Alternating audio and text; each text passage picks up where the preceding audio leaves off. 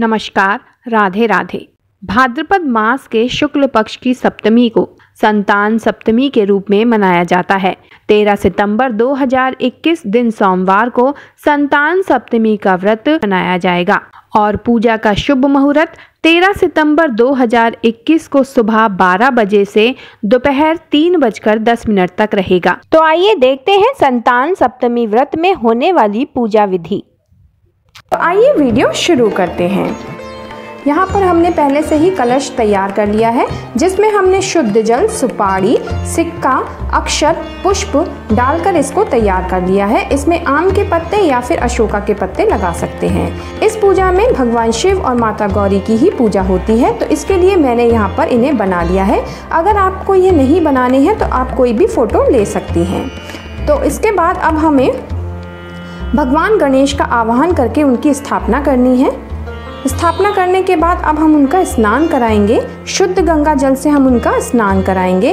ओम गणेशाय नमः। स्नान कराने के बाद अब हम उन्हें वस्त्र रूपी कलावा चढ़ाएंगे, उन पे तिलक लगाएंगे, रोली और चंदन का तिलक लगाएंगे। उनके ऊपर अक्षत अर्पित करेंगे, पुष्प अर्पित करेंगे, साथ ही साथ दुर्वा अर्पित करेंगे।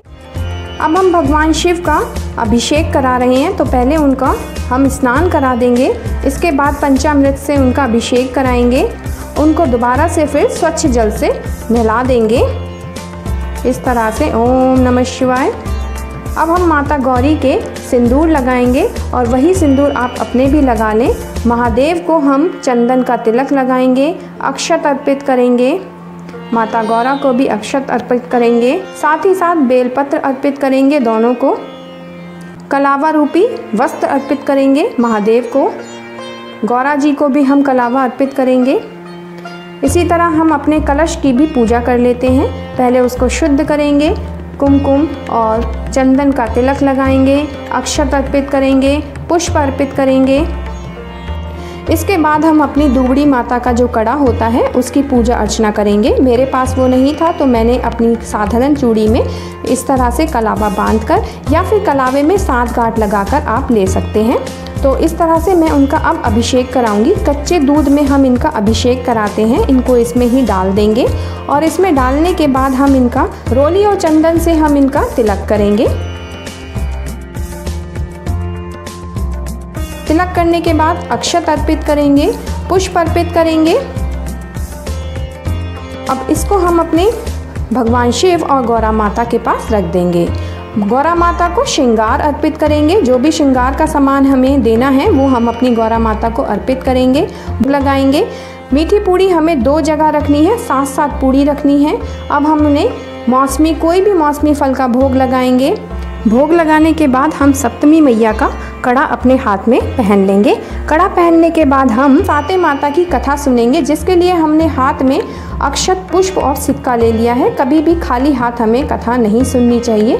कथा सुनने के बाद अब हम इनकी आरती उतारेंगे। अब हम अपनी धूप से भी आरती उतार लेंगे। धूप या दीपक आप किसी से भी आरती उतार सकती हैं, किसी एक से भी आरती उतार सकते हैं। इस तरह से हमारी पूजा समाप्ति की ओर है। अब हम अपने सभी देवताओं से, जो भी हमारे यहाँ विराजमान हैं, उन सभी से यह क्षमा याचना करेंगे कि यदि हमारी पूजा में कोई त्रुटि हुई हो, कोई भूल हुई हो, तो वह हमें माफ़ कर दें और अपना आशीर्वाद इसी तरह बनाए रखें।